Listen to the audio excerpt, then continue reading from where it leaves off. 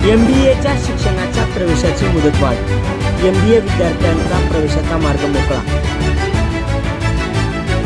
महाराष्ट्रात MBA आणि वात्सु विशारद या अभ्यासक्रमाच्या प्रवेशाची मुदत CET सेलकडून वाढवण्यात आलेली आहे.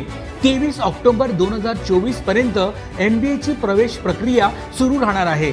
अखिल भारतीय तंत्र शिक्षण परिषदेने तंत्र शिक्षणाअंतर्गत येणाऱ्या विविध अभ्यासक्रमांच्या प्रवेशासाठी 1 महिन्याची मुदत वाढवली आहे.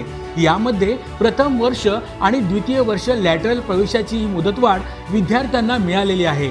संस्थात्मक स्तरावर कॅप थेअरीनंतर रिक्त राहिलेल्या प्रथम आणि द्वितीय वर्ष MBA अभ्यासक्रमाची प्रवेश प्रक्रिया आता 23 ऑक्टोबर पर्यंत राबवली जाणार आहे.